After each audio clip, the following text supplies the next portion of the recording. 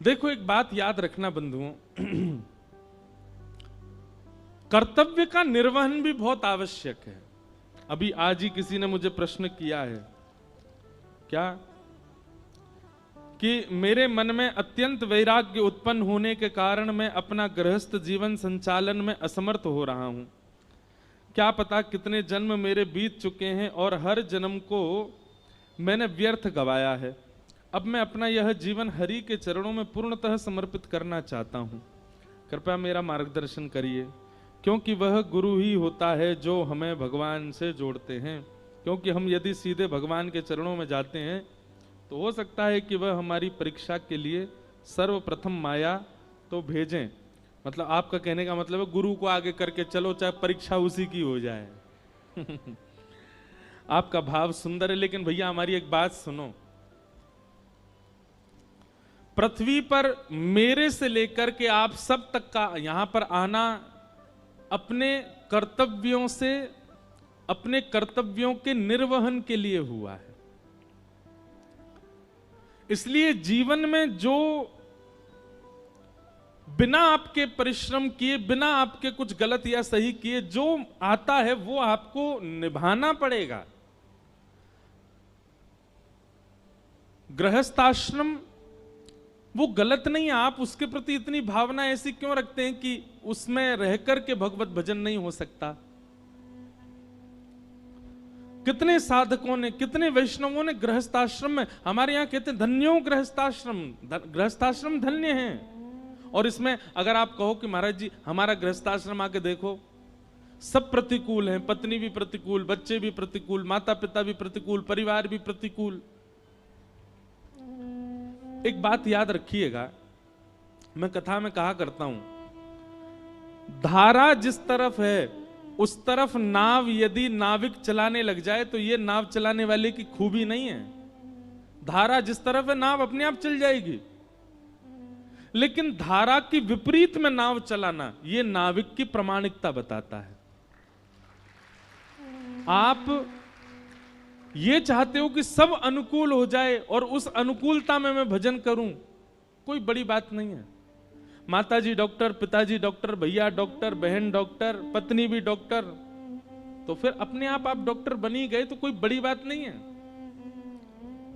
लेकिन पिताजी वकील, माताजी हाउसवाइफ, भैया व्यापारी, बहन बीटेक कर रही है, इंजीनियर, और तब आप सबसे अलग हटके डॉक्टर बन जाओ तो आपकी प्रशंसा की जाती है। ठीक वैसे ही अनुकूल अवस्था में भगवत प्राप्ति करना ये बड़ी बात नहीं है। प्रतिकूल अवस्था में भगवत प्राप्ति करना, ऐसे किसी भक्त को नहीं देखा जैसा प्रेम ठाकुर जी ने प्रहलाद को किया। प्रहलाद को गोद में बैठा लिया, गले में अंक में भर लिया और जीव निकाल करके ठाकुर जी चाट रहे हैं प्रहलाद को। क्यों? क्योंकि प्रहलाद विपरीत अवस्था में भगवत प्राप्ति कर रहा है। पत्नी अनुकूल नहीं है तो चिंता मत करो। तुकाराम जी महाराज की पत्नी अनुकूल नहीं थी, वो दिन भर सुनाती रहती थी। वो पूरे दिन प्रवचन करते रहते हो, भजन करते रहते हो, कथा सुनाते रहते हो, घर का कोई काम धंधा तुमसे होता नहीं। तुकाराम जी सुनते रहते थे, मन मन विचार करते थे, मेरे विठ्ठल आपने मेरी पत्नी को इतना प्रतिकूल बना दिया कि जो थोड़ा बहुत प्रेम इसके प्रति होना चाहिए वो भी आपको ही हो गया है, इससे होता ही नहीं मुझे। आपने प्रतिकूल पत्नी देकर के इसके हिस्से का प्रेम भी अपना बना लिया। तुकाराम जी की पत्नी ने एक दिन कहा, जाओ कुछ विक्रय करके आओ, व्यापार कर कुछ धन लेके आओ। गन्ना बेचने के लिए गए तुकाराम जी महाराज। जैसे ही घर से बाहर गए, थोड़ी दूर पर ही पहुंचे होंगे, छोटे छोटे बच्चे उनके पीछे दौड़ने लगे, गन्ना खाएंगे गन्ना खाएंगे। तुकाराम जी ने फ्री में ही बच्चों को बांट दिए, एक बच गया। लौट करके आए तो पत्नी बड़ी प्रसन्न, बोले सारे गन्ने बेच आए आप? वो देवी बेच नहीं पाया, छोटे छोटे बच्चे आ गए, हम गन्ना खाएंगे तो उनमें बांट दिया, एक ही बच्चा है। एक ही बच्चा है। पत्नी ने गन्ना लिया और जोर से घुमा के तुकाराम जी में ही मारा, 2 टुकड़े हो गए उसके। तुकाराम जी खुश हो गए, वाह देवी तुम बुद्धिमान तो बहुत हो। मैं सोच रहा था एक गन्ना 2 कैसे खाएंगे, तुमने 2 कर दिए, लो एक तुम खाओ, आधा मैं खाता हूं। भैया देखो, संसार ऐसा है, संसार वैसा है नहीं, जैसा बना लो वैसा है। आप जैसा कर लोगे संसार वैसा। आप कितना भी बुरा मान लीजिए, आप एक काम कीजिए, कल का, कहां से आवाज आ रही भैया, कौन ढोलक बजा रहा हो? नेक शांति रखियो हैं। 2 बजे तक खूब बजाया करो, 6 बजे के बाद भी खूब बजाओ, बस 2 से 6 हमको बोलने दो। क्या बता रहा था मैं? हाँ, कल एक काम करना, सुबह उठते ही नकारात्मक दृष्टि रखना, जिसको देखो उसको गलती देखना। शाम तक पूरी दुनिया ही नरक दिखने लगेगी आपको, लेकिन करना नहीं। पता है क्यों? क्योंकि नकारात्मक भाव में जब आप प्रवेश करते हो ना, तो बहुत लंबे समय तक प्रवेश कर जाते हो। सकारात्मक देखो, सब में गुण का दर्शन करो, सब में अच्छाइयों का दर्शन करो, सब में भावों का दर्शन करो, सब अच्छे दिखेंगे, सब में भाव दिखेगा।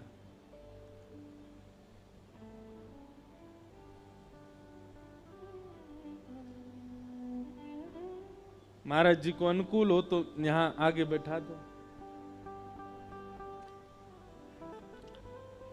बोलो वृंदावन बिहारी लाल की जय। हाँ बस जय। विराज। तो जिन भैया का ये भाव है कि गृहस्थाश्रम में रहकर के ठाकुर जी का भजन कैसे करें,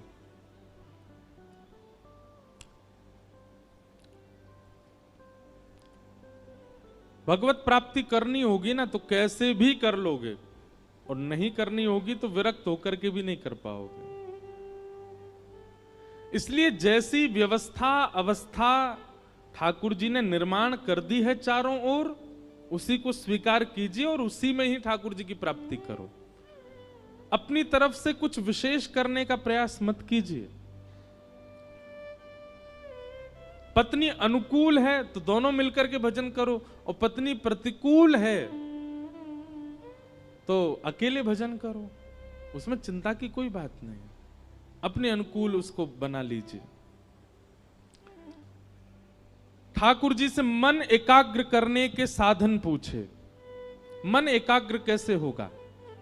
तब भगवान कपिल ने अष्टांग योग के विषय में प्रवचन किया। यम, नियम, आसन, प्राणायाम, प्रत्याहार, ध्यान, धारणा, समाधि, ये अष्टांग योग हैं। सावधानी से सुनिएगा। मन को एकाग्र करने के लिए सबसे पहला योग है यम। यम का मतलब क्या होता है? अपनी इंद्रियों की इच्छाओं को पूरा ना करना, उसी को यम कहते हैं। आपकी कोई इच्छा हो रही है और उस इच्छा को पूर्ण करने के लिए आप जैसे ही प्रयास करने लग जाते हो, वहीं इंद्रियां बर्बाद हो जाती हैं। आपकी कोई इच्छा हो रही है और आप कोई प्रयास नहीं कर रहे, फिर भी मन मार के रह रहे हो, इसी को अष्टांग योग का पहला योग कहते हैं, यम।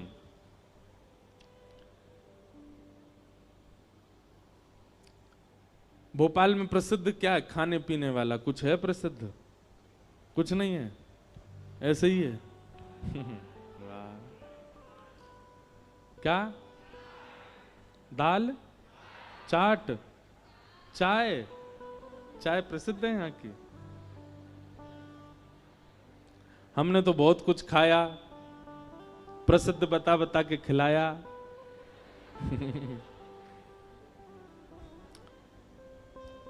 जो भी है, यम। यम यानी कि इंद्रियों की इच्छाओं को पूरा ना करना, उसका दमन करना। आपकी कोई इच्छा होती है और आप तुरंत प्रयास में लग जाते हैं, इंद्रियां उसी समय, मन उसी समय आपके हाथ से निकल गया। इच्छा हो रही है, कुछ खाना है, कुछ देखना है, कुछ करना है, तो उस समय अपने मन को कैसे भी करके रोको, नहीं नहीं करना, नहीं खाना है, नहीं करना। घर में जो बना उसी से ही मन चलाओ। यम। दूसरा नियम, एक नियम का पालन करो। कोई भी एक नियम आपका निश्चित होना चाहिए और वो नियम सद नियम होना चाहिए। कोई भी एक नियम धारण करो। यम, दूसरी बात नियम, तीसरा प्राणायाम। अनुलोम विलोम करो। एक नासिका छिद्र से जब श्वास भीतर लेते हो उस समय ठाकुर जी का कोई नाम रटते हुए नासिका में छिद्र भीतर में श्वास भीतर लो। दोनों नासिका छिद्र बंद करके ब्रह्मरंध्र में उस सांस को रखो, तब भी भगवान नाम जपो। दूसरी नासिका छिद्र से जब श्वास छोड़ो तब भी भगवान नाम जपो। इस प्रकार भगवान नाम के साथ आप अनुलोम विलोम करोगे, आपका मन एकाग्र होगा। यम, नियम, प्राणायाम। वैसे तो आसन आता है पहले, आसन। चौथी बात, आसन को सिद्ध करो। एक आसन में बहुत देर तक बैठने का प्रयास करो।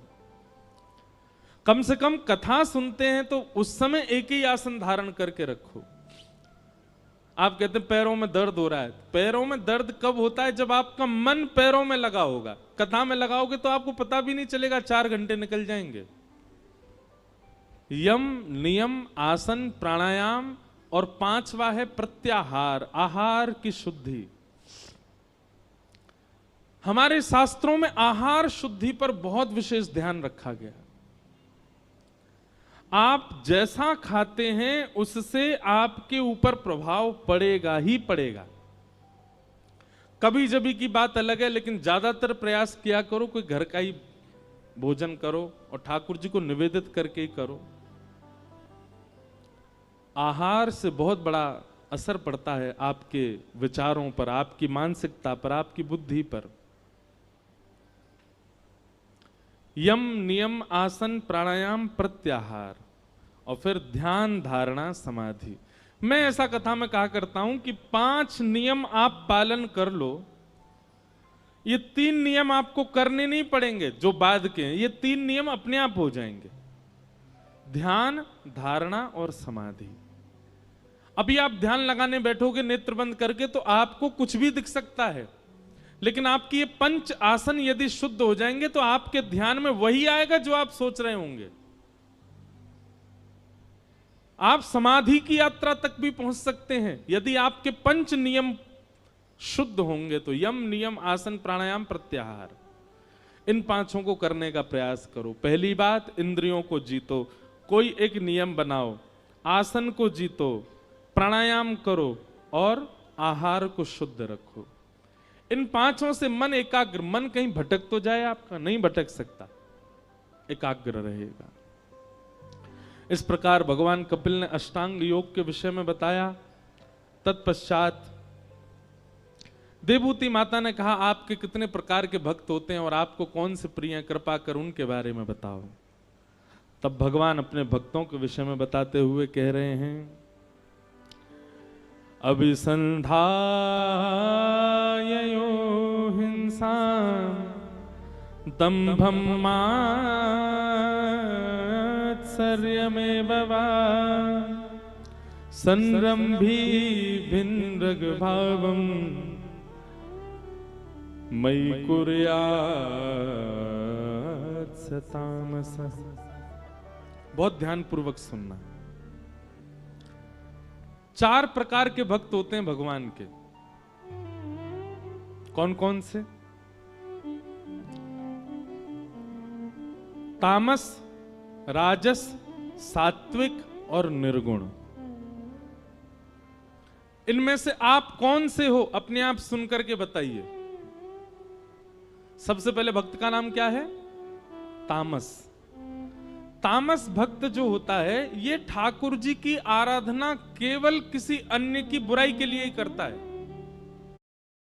अरे हनुमान जी महाराज, आपने पड़ोसी पे बहुत ज्यादा कृपा कर रखी है और चलो भली उसका बुरा नहीं चाहता, लेकिन उदाहरण यही देगा आपने उसको इतना दिया, हमारे ताऊ जी के बच्चों के साथ आप ऐसा कर रहे हो, चाचा के बच्चे इतने प्रसन्न रहते हैं, मामा के बच्चे ऐसे हो रहे हैं, और हम पे आप दया ही नहीं कर रहे हो। यह भी एक तामस भक्त का लक्षण है, जो दूसरों का उदाहरण देके ठाकुर जी को चुनौती देता है कि आप उस पर तो इतनी कृपा कर रहे हैं पर मुझ पर नहीं कर रहे हैं। यह तामस भक्त है। एक बात सदैव याद रखना बंधुओं, भगवान को कभी भी आप इस प्रकार आरोपित मत किया करो। ठाकुर जी किसी दिन कहने पे आ गए ना तो फिर कुछ बोल नहीं पाओगे। भगवान कहेंगे पुलस्त ऋषि के खानदान में भेजा था रावण को, ब्राह्मण कुल में भेजा था रावण को, सबको एक बुद्धि, उसको 10 बुद्धि प्रदान की थी। सोने की नगरी में रहता था रावण, मंदोदरी जैसी पत्नी प्रदान की, लेकिन उसके बाद भी अपना सर्वनाश कर लिया। इसमें मैंने क्या गलत किया? मैंने तो सर्वगुण संपन्न भेजा था रावण को। व्यक्ति अपने कर्मों से ही भोगता है सब कुछ। आप ठाकुर जी को आरोपित मत किया करो कि आप उस पर ऐसा कर रहे हैं, इस पर ऐसा कर रहे हैं, मुझ पर आपकी कृपा क्यों नहीं है। हम नहीं जानते कौन किस जन्म का फल भोग रहा है, इसलिए ठाकुर जी को आरोपित मत कीजिए। अपने जीवन में भी जो आप देख रहे हो वो भी ना जाने किस जन्म का फल आप देख रहे हो, इसलिए जो कुछ भी ठाकुर जी कर रहे हैं सबको स्वीकार करो।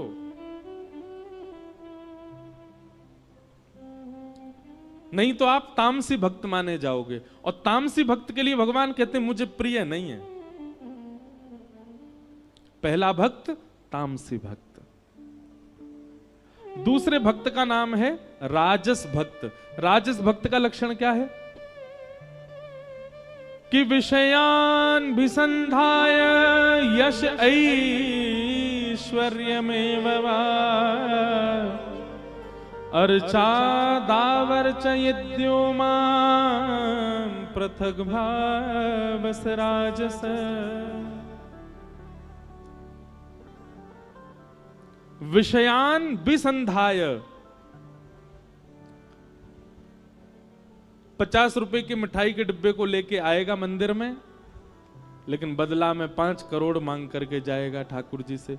विषय प्रधान भक्ति करता है, मतलब उसकी भक्ति के पीछे कोई ना कोई कारण है।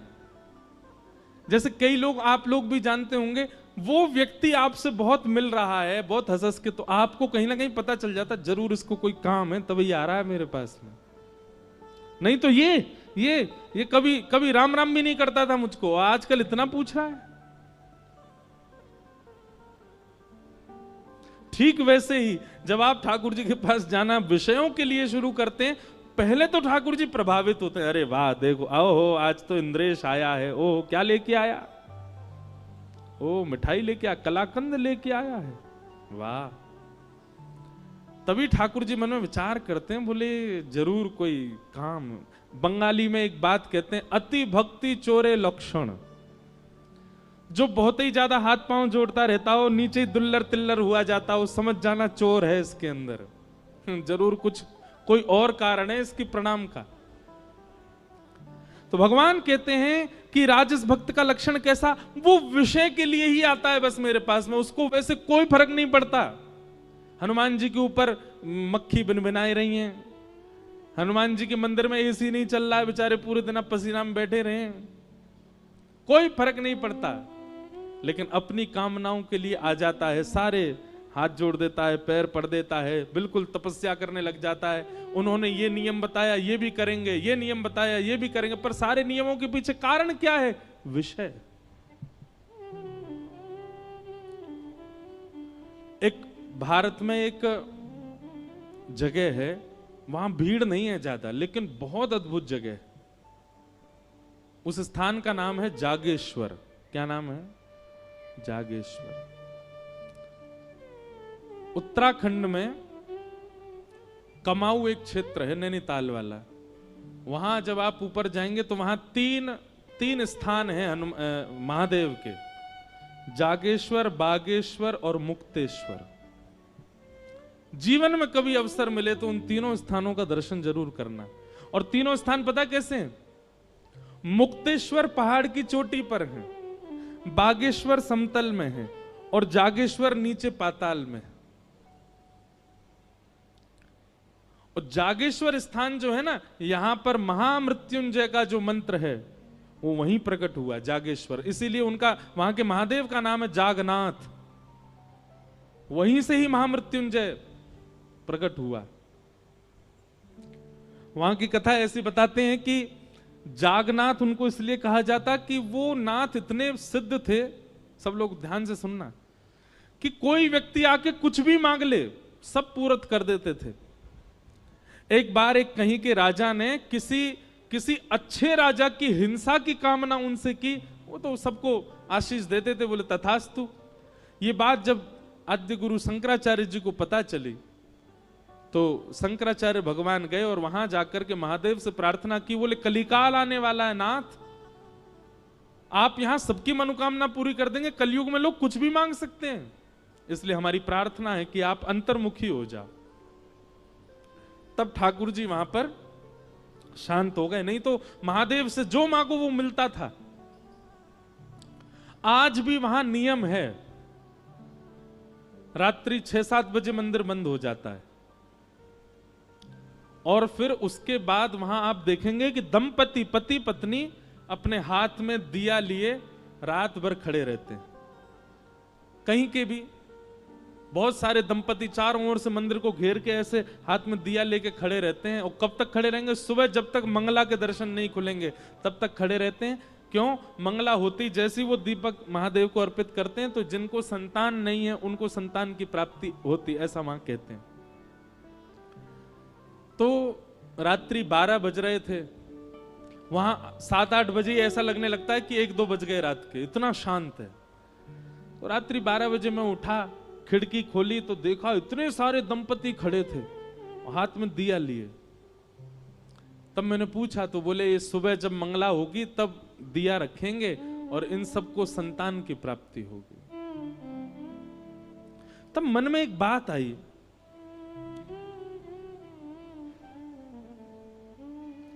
व्यक्ति को पता है कि अगर मैं इन देव के सामने ऐसा कुछ करूंगा तो मैं जो चाहूंगा वो मुझे मिलेगा। वो व्यक्ति कभी ठाकुर जी को क्यों नहीं मांगता? वो व्यक्ति कभी अच्छे विचार क्यों नहीं मांगता? वो व्यक्ति कभी ऐसा क्यों नहीं मांगता कि नाथ मेरे अंदर ईर्ष्या बहुत है, मेरे अंदर क्रोध बहुत है, मेरे अंदर काम बहुत है, लोभ बहुत है, हे महादेव मैं रात भर खड़ा होकर तब करूंगा, आप कृपा करके मेरे चित्त को शुद्ध कीजिए। कभी ऐसी भावना क्यों नहीं उत्पन्न होती? हम सब जगह विषय क्यों मांगते हैं?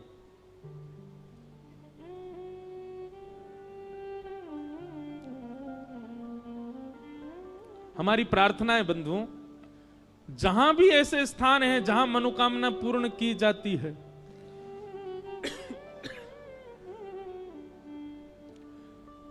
अगली बार आप जब वहां जाएं, एक बार हमारे कहे से कोई विषय मत मांगो, शुद्ध विचार मांगो, शुद्ध व्यक्तित्व मांगो, हम शुद्ध इंसान बने, ऐसी कोई कामना करो ठाकुर जी से।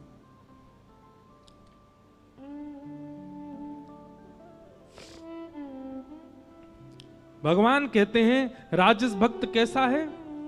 बोले विषय प्रधान भक्ति करता है, केवल विषय की कामना करता है। और दूसरी बात, यश ऐश्वर्य में बाबा, केवल यश के लिए, ऐश्वर्य के लिए, संपत्ति के लिए मेरे आगे सर झुकाता है। और इसकी एक विशेष बात बताएगी, बोले अर्चा दावर चयिद्यो माम पृथक भावस राजस, केवल मेरे अर्चा विग्रह में निष्ठा रखता है, मेरी कथा से कोई मतलब नहीं, मेरे भक्तजनों से कोई मतलब नहीं, संत जनों से कोई मतलब नहीं, सत्संग से कोई मतलब नहीं, केवल मेरी मूर्ति की पूजा में ही इसकी निष्ठा रहती है। ऐसे भक्त को मां मैं राजस भक्त कहता हूं। मां ने कहा वो आपको अच्छे लगते हैं? ठाकुर जी बोले बिल्कुल अच्छे नहीं लगते, ना तामस अच्छे लगते ना राजस अच्छे लगते। तीसरे भक्त का नाम क्या है? तब भगवान तीसरे भक्त का नाम कहते हैं सात्विक। और इस सात्विक भक्त के लक्षण क्या हैं? तब ठाकुर जी कहते हैं कि कर्म निर्हारम उद्देश्य परस्मिन् वापदर्पणम्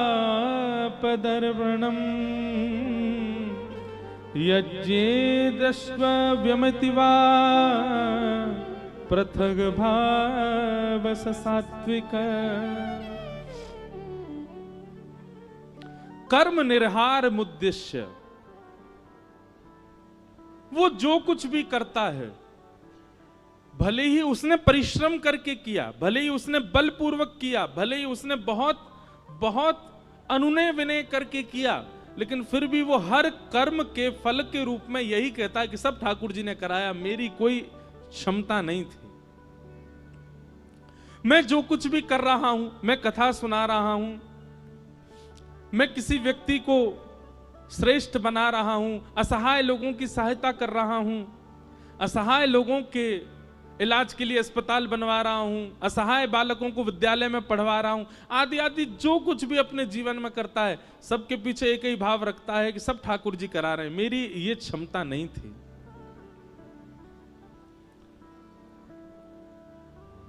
ऐसे व्यक्ति को मैं सात्विक भक्त कहता हूं। वो जब भी मेरे सामने आता है ना मां, तो एक ही बात कहता है, बोले नाथ सब आपकी कृपा से हो रहा है, मेरा आपकी कृपा से सब काम हो रहा है, करते हो तुम कन्हैया, मेरा नाम हो रहा है। ये सात्विक भक्त का लक्षण है। मां ने पूछा आपको ये अच्छे लगते हैं? भगवान ने कहा अच्छे लगते हैं, पर बहुत प्रिय ये भी नहीं है। मां ने कहा तो फिर आपको प्रिय कौन है? तब भगवान कहते हैं चौथे, निर्गुण। और निर्गुण भक्त का लक्षण क्या है? आहा, तब भगवान कहते हैं कि लक्षणम भक्ति योगस्य निर्गुणस्य हुदाहतम अहैतुक्य व्यवहिता या भक्ति पुरुषोत्तम। मां, ये चौथा भक्त जो होता है ना, ये निर्गुण भक्त है। बोले निर्गुण भक्त के लक्षण क्या है? बोले मुझसे कोई कामना नहीं रखता, ये केवल मुझे भजता है, मेरा भजन करता है, मेरी कथा सुनता है, मेरे मंदिर में आता है, पर इसकी कभी कोई इच्छा ही नहीं होती मुझसे, कुछ नहीं मांगता।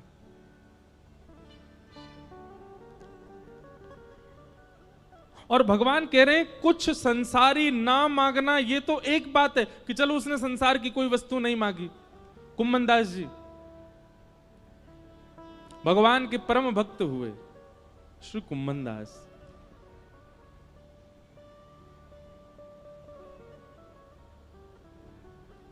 सावधानी से सुनिएगा। कुम्मन दास जी के चरित्र में ऐसी एक कथा आती है कि श्री कुम्मन दास जी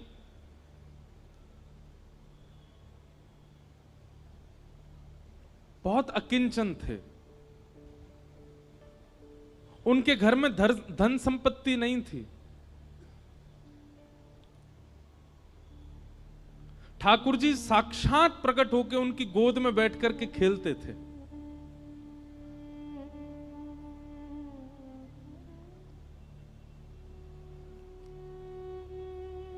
एक दिन ठाकुर जी उनकी गोद में बैठे थे और श्री कुम्मन दास जी तिलक लगा रहे थे। तो कहते हैं कुम्मन दास जी के घर में आरसी भी नहीं थी, शीशा भी नहीं था। कुम्मन दास जी तिलक कैसे लगाते थे? दो उपाय थे कुम्मन दास जी के। कठौते में जल भरते थे, उसमें अपना प्रतिबिंब देखते थे जल के अंदर, और प्रतिबिंब देख के फिर तिलक लगाते थे। या फिर ठाकुर जी किसी दिन खेलते खेलते उनकी गोद में आ जाते और गोद में बैठे बैठे ठाकुर जी बताते, हाँ कुम्मना यहाँ ते सीधो ले चल लगो लगो लगो, अब यहाँ नीचे तो नेक घुमाए दे, अब यहाँ ते नेक ऊपर कर, बीच में यहाँ कोने कर, अब यहाँ कर। ठाकुर जी तिलक लगवाते थे कुम्मन दास जी का।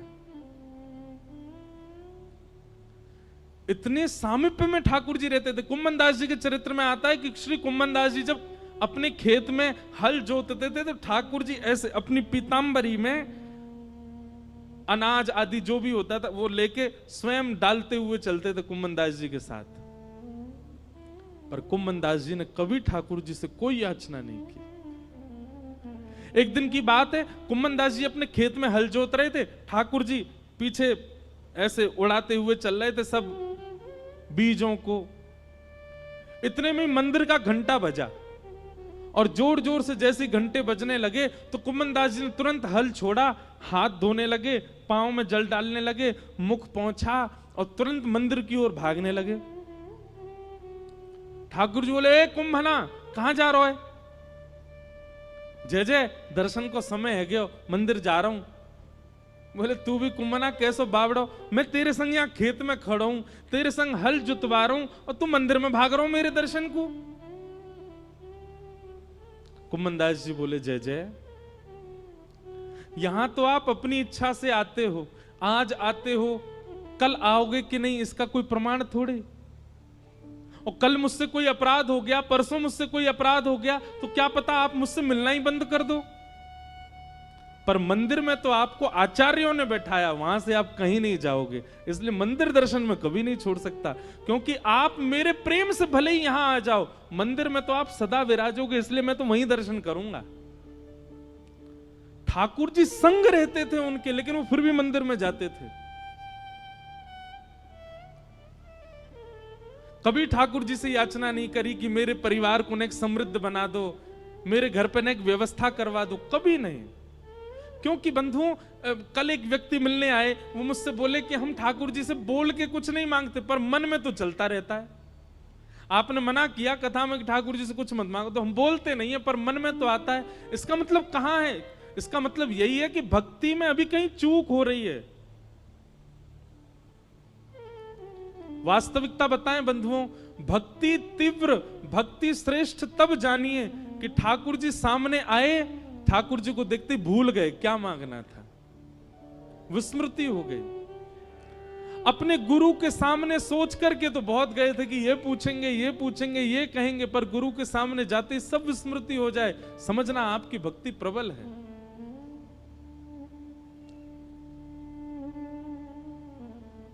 लेकिन बुरा नहीं मानिएगा, जो सोच करके गए वो जाकर के मांग लिया, इसका मतलब आप स्वार्थी थे, आपका प्रेम नहीं है ठाकुर जी से। एक दिन कुम्मन दास जी की गोद में ठाकुर जी बैठे थे, तो कुम्मन दास जी की दाढ़ी से खेल रहे थे ठाकुर जी छोटे से। तो ठाकुर जी ने मन में विचार किया, कुम्मन दास के घर में बड़ी बड़ी दुर्बलता है, मैं कोई राजा के मन को चेताता हूं ताकि वो आधी संपत्ति कुम्मन दास को दे जाए। सो ठाकुर जी एक बड़े बादशाह, एक बड़े राजा के स्वप्न में गए और स्वप्न में जाकर के ठाकुर जी ने आज्ञा कर दी, बोले तेरी मनवांछित इच्छा जो तू चाह रहा है, तेरे महल में ये काम हो जाए, तेरी पत्नी के एक बालक हो जाए, सब पूर्ण हो जाएगा, लेकिन उसके लिए तुझको एक काम करना पड़ेगा। राजा बोला, क्या करूं? अपनी इतनी संपत्ति गिरिराज जी लेके जा और श्री गोवर्धन में कुम्मन दास जी हैं, उनको जाके भेंट करके आ। संपत्ति भेंट करने से तेरे काम पूरे हो जाएंगे। ठाकुर जी की आज्ञा मान करके वो राजा कुम्मन दास जी के यहां गया और उस समय कुम्मन दास जी की गोद में ठाकुर जी बैठे थे, खेल रहे थे कुम्मन दास जी के संग। और ठाकुर जी कुम्मन दास जी से कह रहे, कुम्मना। कुम्मन दास जी बोले, हाँ जय जय, बोलो। अरे सुनता हूं, मैं तो एक बात करनी है। हाँ जय जय, बोलो, कहा बात करनी है? इतना इतना बस कहा ही था, इतने में ही वो राजा कुम्मन दास जी कुटिया में आ गया और राजा के आते ही ठाकुर जी अंतर ध्यान हो गए। सामने बादशाह खड़ा है, घुटनों पर बैठ करके अपनी आधी संपत्ति अर्पित करने को, लेकिन कुम्मन दास जी इधर उधर देख रहे हैं। अब तो यहीं बैठे, कछु तो कह रहे, पतो ना बोल के ही ना गए मुंहते। अब तो यहीं बैठे, कछु तो कह रहे, बोल के ही ना गए। राजा ने चरणों में प्रणाम किया, बोले भगवान आपकी आज्ञा हो तो मैं आपके कुटिया में अपनी सामग्री रखवा दूं, मैं आपको धन संपत्ति कुछ दान करने के लिए आया हूं। कुम्मन दास जी उल्टे उसके चरणों में गिर गए, बोले भैया ले जाया संपत्ति को, कोई और में बांट दियो, और कोई ना लेवे तो जमुना जी में बहाई दियो। ऐसी संपत्ति को कहा करूं जाके मेरी कुटिया के द्वार पे आते ही ठाकुर जी भाज गए यहाँ थे। ऐसी संपत्ति को मैं कहा करूंगा जैसे ठाकुर जी छोड़ के चले गए। घर के लोग चिल्ला रहे हैं, अरे कुम्मनदास जी कुछ तो ले लो, आपकी कुआरी भतीजी है उसका ब्याह करना है, घर की थोड़ी मरम्मत करवा देंगे, रात में वर्षा हो जाती है तो रात भर सो नहीं पाते हैं, हमारे घर में जल भर जाता है, अरे कुछ तो ले लो, कोई देने आया है। कुम्मनदास जी बोले ऐसी संपत्ति ना लूंगा, जाके द्वार पे आते ही ठाकुर जी भाज गए।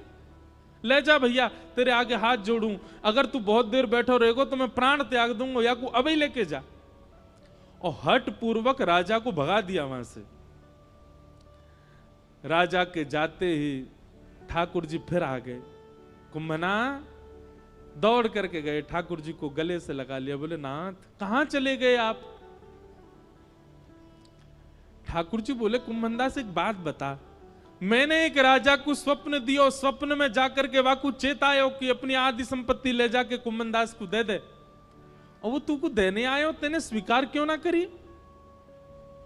अरे तेरे घर में बैठवे के काजे कोई चद्दर ना है, तिलक लगावे के काजे आरसी तक ना है, तेरी भतीजे के ब्याह के काजे एक एक फूटी कौड़ी तेरे घर में नहीं है, मैंने चेताए करके एक राजा को भेजो, तेने वापिस कर दियो। कुम्भनदास जी ने एक बात कही ठाकुर जी से, जय जय आप सत्य बताइयो, राजा के आते ही आप अंतर ध्यान है गए। राजा जितनी संपत्ति लेकर के आयो, यदि मैंने वो स्वीकार कर ली होती, अपने घर में धर ली होती, अपने घर में लगा दी होती, तो आपको ये लगती अब तो कुम्भनदास पे खूब संपत्ति आ गई भैया, अब ये अपना घर बना लेगो, सब काम कर लेगो, और आप जो गए थे वो आते ही नहीं लौट करके। पर मैंने उस संपत्ति को स्वीकार नहीं किया तो आप पूछने के लिए दोबारा आ तो गए मेरे घर पर। यह मेरा सौभाग्य है कि मेरे ठाकुर जी फिर प्रकट हो गए। आपको लगती कि भैया यहाँ पे तो अब सुख समृद्धि है, अब अपने आप सब लोग गुजर बसर कर लेगो। अरे लाचार बालक को बार बार मां ध्यान क्यों देती है? वो बालक चलने लग जाए, फिरने लग जाए, बोलने लग जाए, तो मां धीरे धीरे उसको अपनी जिम्मेवारियां समझाने लगती, तू अब खुद चला कर, खुद उठा कर, खुद तैयार हुआ कर, खुद भोजन किया कर। लेकिन वो बालक लाचार ही रहता है, तो लाचार बालक को मां गोद से छोड़ती नहीं। नाथ मुझे केवल एक ही कामना है आपसे कि मुझे कभी संपत्तिवान मत बनाना, मुझे कभी योग्य मत बनाना। क्यों? बोले मैं असंपत्तिवान रहूंगा तो मैं स्वयं को लाचार मानूंगा, और मुझे लाचार जान आप सदा मुझे अपनी गोद में ही रखोगे नाथ, इसलिए मुझे ऐसे ही रहने दो, मुझे योग्यता नहीं चाहिए। इसे कहते हैं निर्गुण भक्त।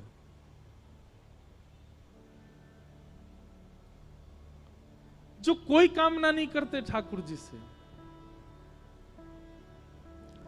सदा प्रसन्न रहते हैं, ठाकुर जी की रजा में राजी रहते हैं, ये निर्गुण भक्त है।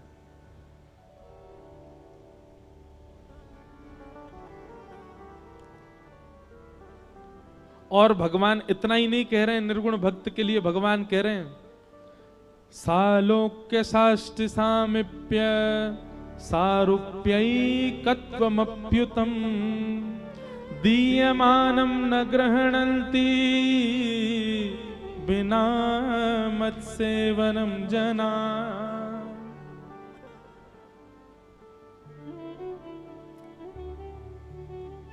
पांच प्रकार की मुक्ति होती है। मुक्ति एक नहीं, पांच होती हैं। कौन कौन सी? सालोक्य, साष्टि, सामिप्य, सारूप्य और एकत्वम, ये पांच मुक्ति हैं। बहुत ध्यान से सुनना। पहले तो मुक्ति मिलना ही बहुत कठिन है, और उन मुक्तियों में भी ये पांच श्रेणियां हैं। सबसे पहली श्रेणी का नाम है सालोक्य। बहुत ध्यानपूर्वक सुनो सब लोग, देखो। सालोक्य मुक्ति किसको कहते हैं? भगवान के वैकुंठ लोक की प्राप्ति हो जाना, इसको सालोक्य मुक्ति कहते हैं, लोक की प्राप्ति।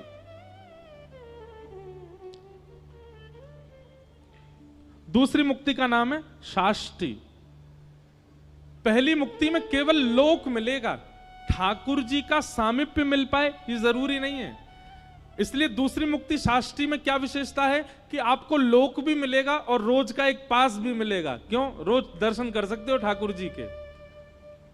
पहली मुक्ति में केवल लोक मिलेगा, दर्शन तो कभी 6-7 महीना में कभी हो जाए तो बात अलग है, पर दूसरी शास्त्री मुक्ति में आपको नित्य का एक अनुमति मिलेगी कि आप उस अनुमति में एक सभा में बैठ सकते हो जहां ठाकुर जी के दर्शन होंगे।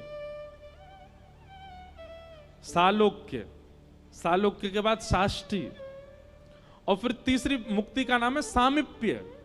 बोले तीसरी मुक्ति कैसी? बोले दर्शन नहीं, फिर तो सामीप्य मिलेगा। जैसे ठाकुर जी के आसपास कम से कम 100 सेवक रहते हैं, कोई ठाकुर जी को जल पिलाने की सेवा में है, कोई ठाकुर जी के वस्त्र बनाने की सेवा में है, कोई ठाकुर जी का झोला पकड़ के चलने की सेवा में है, कोई ठाकुर जी का रथ चलाने की सेवा में है। उन सेवा में नित्य ठाकुर जी आपके थोड़े समीप रहेंगे, ये सामीप्य मुक्ति। तो सालोक्य, शाष्टी, सामीप्य, और फिर चौथी मुक्ति बताइए सारूप्य। सारूप्य मुक्ति कैसी है? बोले ठाकुर जी जैसे ही आप भी चतुर्भुज हो जाओगे, ठाकुर जी जैसा ही रूप मिल जाएगा आपको। और कभी कभी ठाकुर जी को जब किसी से नहीं मिलना होगा तो आपको ही बोल, तू बैठ जा भैया, तू ही ठाकुर जी बन के बैठ जा, सबन को दर्शन दे दे। मतलब एक मित्रता जैसी ठाकुर जी से हो जाएगी, सारूप्य। एक कथा याद आई हमको, ध्यान से सुनना।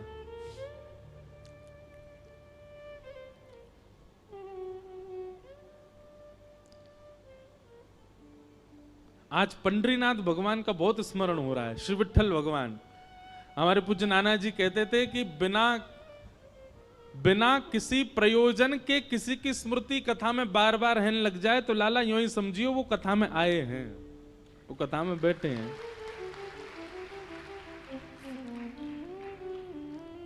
पंडरीनाथ भगवान आपके मध्य प्रदेश से महाराष्ट्र ज्यादा दूर नहीं है।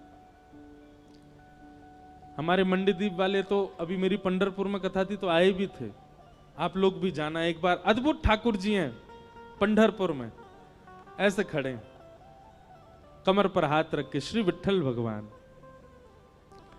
तो नामदेव जी रोज अपनी मां के साथ जाते थे दर्शन करने। बहुत ध्यान से सुनना। नामदेव जी रोज ठाकुर जी से कहते, ठाकुर जी हम भोग बना के मंदिर लाते हैं, आपको पवाते हैं, कभी ऐसा अनुग्रह करो ना कि आप घर आके ही पाओ हमारे। वहीं मां गरम गरम चूल्हे पे रोटी बनाएगी, आप थाली पे बैठना, मैं आपको परोसा करूंगा, मेरे घर पे आके आप प्रसाद पाओगे, बड़ी कृपा होगी। रोज नामदेव जी कहते हैं हमारे घर कब आओगे, हमारे घर कब आओगे। एक दिन ठाकुर जी सामने खड़े खड़े नामदेव जी से बोले, नामदेव तू भी ऐसी बात करता है, मैं तेरे घर आ जाऊंगा। 24 घंटा विठ्ठल भगवान 2-3 घंटे से ज्यादा रात्रि में बंद नहीं होता मंदिर। 10-11 बजे शयन होते हैं ठाकुर जी के, 3 बजे फिर खुल जाते हैं मंदिर। बोले पूरे दिन में खड़ा रहता हूं भक्तों को दर्शन देने के लिए, और एकमात्र ऐसा मंदिर है भारत का जहां पर हर व्यक्ति भीतर जाए और जाके ठाकुर जी को ऐसे गले से लगा सकता है। इतने भक्त आते हैं दर्शन करने के लिए, सबको दर्शन देता हूं मैं। तेरे घर कैसे आऊं भोजन करने बता? रात में 2-3 घंटे बचते हैं, उसमें मैं शयन नहीं करूं मैं? और मैं तेरे घर आऊंगा दर्शन प्रसाद पाने, यहां मंदिर में कौन रहेगा? नामदेव जी बोले बस इच्छा थी कि आप कभी हमारे घर आओ दर्शन देने, प्रसाद पाने। तो नामदेव जी से भगवान बोले, अच्छा नामा सुन, एक काम कर। बोले क्या? एक दिन तू मेरी जगह खड़ा हो जा विठ्ठल बन के, मैं तेरे घर प्रसाद पाऊंगा। नामदेव जी बोले ये कैसे संभव? बोले सब संभव है, मैं श्रृंगार करूंगा तेरा, कोई पहचान ही नहीं पाएगा कि नामदेव खड़ा है, सबको लगेगा कि ये तो पंडरीनाथ है। बस 2-3 बातों का ध्यान रखियो। नामदेव जी बोले क्या? बोले पहले मेरी जगह आ।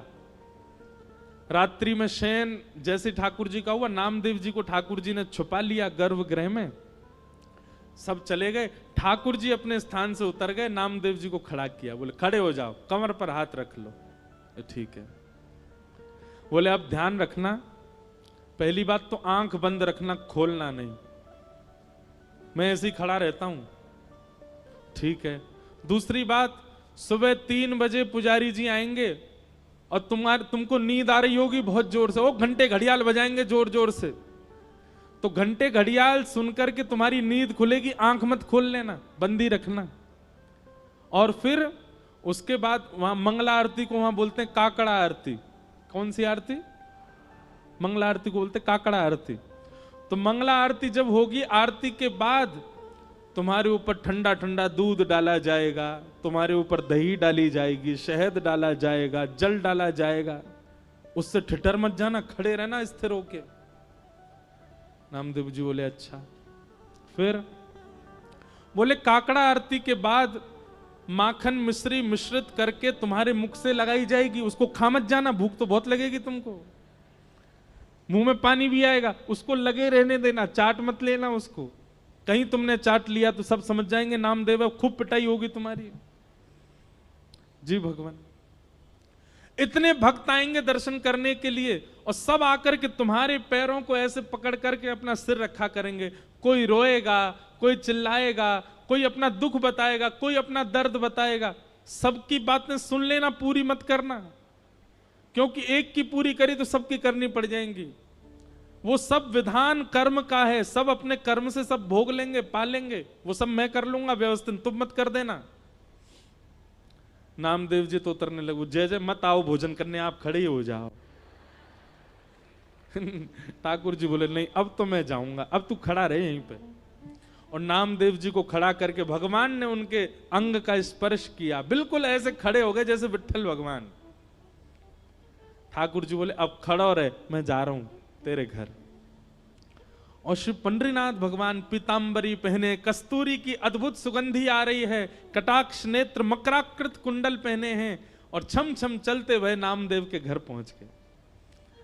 नामदेव की मैया से बोले मैया भोजन पवाओ। पहले तो बहुत रोई, स्वागत किया, लिपट गई ठाकुर जी से।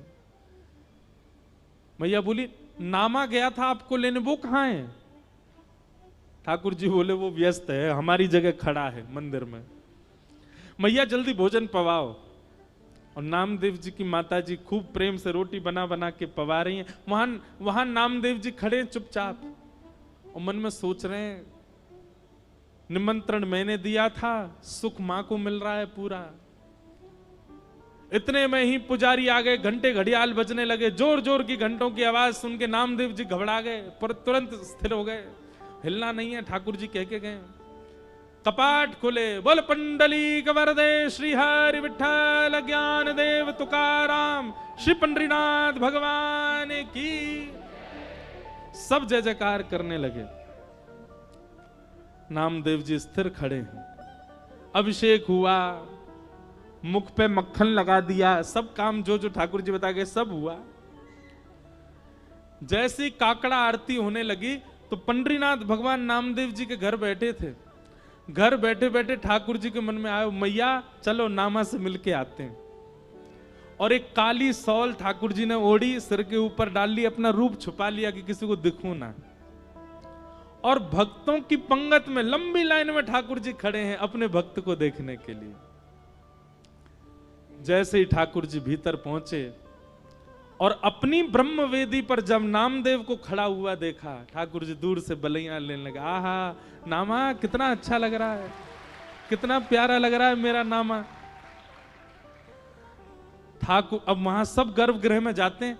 जैसे ही ठाकुर जी गर्भगृह में पहुंचे, कंबल उम्बल में ढक के गए थे, नामदेव जी को पता चल गया ठाकुर जी आए हैं। ठाकुर जी मन ही मन नामदेव से बात कर रहे हैं, बोले नौच लूं तुझे? नामदेव कह रहे नहीं नहीं भगवान, मैं उछट जाऊंगा, पुजारी पकड़ लेंगे मुझको।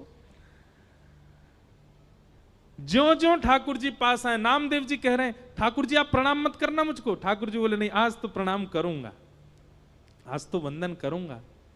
और ठाकुर जी जाकर के नामदेव के चरणों से लिपट जाते हैं। नामदेव जी के नेत्रों से अश्रुपात होने लगे। बोले नाथ हम एक कृपा की आकांक्षा करते हैं, आप इतना भंडार क्यों लुटा देते हैं? ठाकुर जी बार बार रोम रोम की बलैया नामदेव की लेते हैं। और तब से लेकर आज तक पंढरपुर में नियम है कि साल के 365 दिन में से एक दिन आज भी ऐसा मान्यता है कि वहां श्री पंडरीनाथ भगवान नहीं होते, वहां नामदेव जी ही खड़े होते हैं। और सुनो, बात तो सुनो पूरी। एक दिन वहां नामदेव जी खड़े होते हैं और सब पुजारी और मंदिर प्रशासन के लोग सब दर्शनार्थियों को प्रणाम करते हैं, क्योंकि दर्शनार्थियों के अंदर ही, दर्शनार्थियों के रूप में ही रूप बदल करके पंडरीनाथ दर्शन करने आते हैं नामदेव जी का। कौन कहता है कि ठाकुर जी कृपालु नहीं है? कौन कहता है ठाकुर जी अनुग्रह नहीं करते? आज भी करते हैं। ऐसे भक्त ठाकुर जी को अति प्रिय हैं, इनको कहते हैं निर्गुण भक्त। आप कहेंगे नामदेव जी ने ऐसी क्या निर्गुणता थी? सुनिए, आज भी आप जाएंगे पंढरपुर में तो पंढरपुर का जो मुख्य द्वार है पंडरीनाथ भगवान का, वहां आप जाकर के देखेंगे तो श्री नामदेव जी महाराज की समाधि पता है कहां है? मंदिर की जो सीढ़ियां हैं चढ़ने वाली, उन सीढ़ियों में नामदेव जी की और पूरे परिवार की समाधि है। नामदेव जी का भाव है, आज से लेकर के जब तक पंडरीनाथ भगवान विराजे रहेंगे, हमारी इच्छा है जितने दर्शनार्थी आए हमारे ऊपर होकर के पंडरीनाथ का दर्शन करने जाएं, सबकी चरण रज हमको प्राप्त हो। फिर बाद में कुछ राजाओं ने और मंदिर प्रशासन ने उस स्थान को बंद कर दिया, बोले हमको पीड़ा होती है जब नामदेव जी के ऊपर पैर रख करके हम लोग दर्शन करने जाते हैं। पर नामदेव जी आज भी वहां पौड़ी में सिड्डियों के भीतर नामदेव जी की समाधि है, बैठे हैं ठाकुर जी।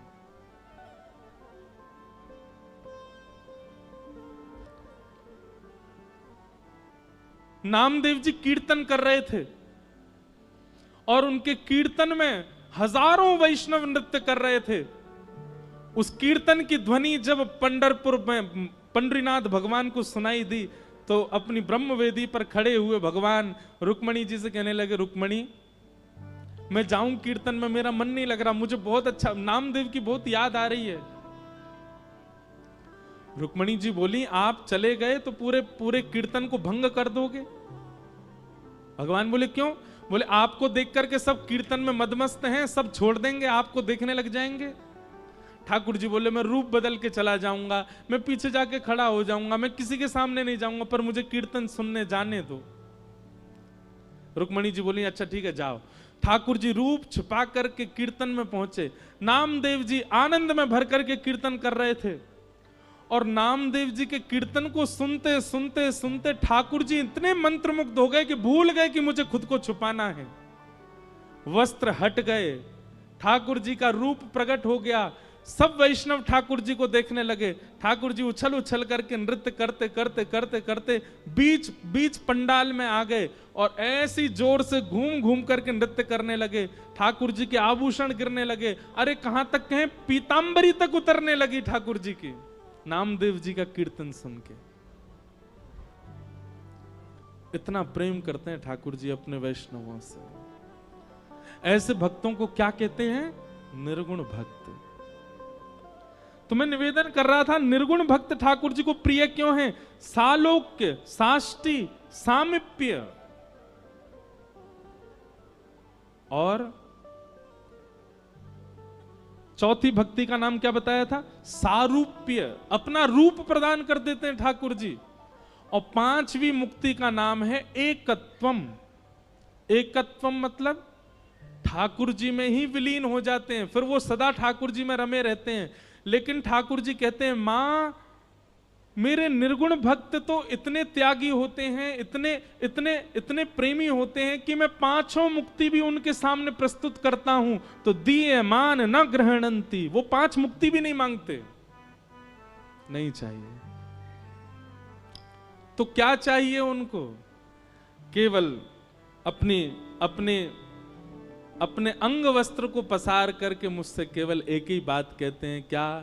बोले नाथ जन्म जन्म दीजो याहि ब्रज बसे वो, जन्म जन्म दीजो याहि ब्रज। हे नाथ मैं हर बार जन्म लूं और हर बार जन्म लेकर के आपका दास ही बनूं, आपके ब्रज में जन्मूं, हर बार जन्म लेकर के आपका तिलक लगा के घूमा करूं, गले में कंठी माला पहनूं, हर बार जन्म लेकर के कथा सुना करूं और दोनों भुजा उठा करके उसमें नृत्य किया करूं। नाथ, देना है तो ऐसा वरदान दे दो कि मेरा हर बार जन्म हो और मैं हर बार आपका दास बना करूं।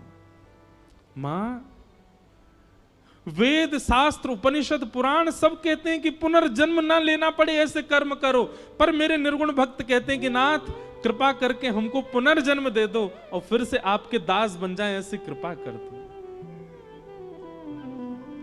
आपको भजना हमारी संपत्ति है, आपको याद करना हमारी संपत्ति है, आपकी याद में रोना, बिलखना, आपकी कथा सुनना, इसमें हमको बहुत सुख मिलता है नाथ। अरे और किसी की क्या बात, पंचमुखी श्री हनुमान जी महाराज, यह भी निर्गुण भक्त हैं। जब प्रभु श्री राम अपनी लीला पूरी करके जाने लगे, हनुमान जी नहीं गए साकेत। राम जी से बोले, नाथ आपके साकेत में कथा होती है? राम जी बोले, जहां मैं प्रत्यक्ष बैठा हूं वहां मेरी कथा सुनने की क्या आवश्यकता है? हनुमान जी बोले, तो फिर आप जाइए साकेत, अयोध्या वालों को ले जाइए साकेत, अपने भक्तों को ले जाइए, मैं तो पृथ्वी पर ही रहूंगा और यहीं बैठा बैठा आपकी कथा सुना करूंगा। क्यों? हनुमान जी कहते हैं, संयोग में प्रेमी केवल नेत्रों को दिखाई देता है, लेकिन जब प्रेमी का वियोग होता है और प्रेमी की चर्चा सुनने जब हम कथा में जाते हैं तो नाथ, रोम रोम को प्रेमी दिखाई देता है। हम तो रोम रोम से आपके होना चाहते हैं, केवल नेत्रों से नहीं।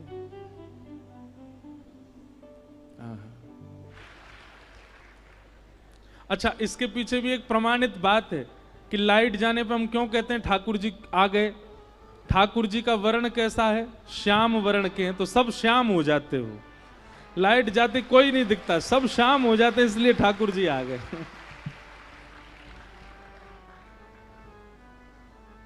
इस प्रकार कपिल भगवान देवहूति माता को ज्ञान उपदेश कर रहे हैं। तो भैया सुनो, अगर राजस हो तो निर्गुण, राजस हो, अगर तामस हो तो राजस बनने का प्रयास करो, राजस हो तो सात्विक बनने का प्रयास करो, और सात्विक हो तो अब निर्गुण बनो। कुछ नहीं मांगना ठाकुर जी से। और ये कुछ ना मांगने की प्रवृत्ति ठाकुर जी के प्रति कब बनती है? जब हम पूर्ण रूपेण ठाकुर जी पर विश्वास कर लेते हैं, भरोसा। भक्ति की 3 धाराएं हैं, बहुत ध्यानपूर्वक सुनो। सबसे पहला विश्वास, दूसरा संबंध, ठाकुर जी से कोई संबंध जरूर होना चाहिए आपका, और तीसरा समर्पण।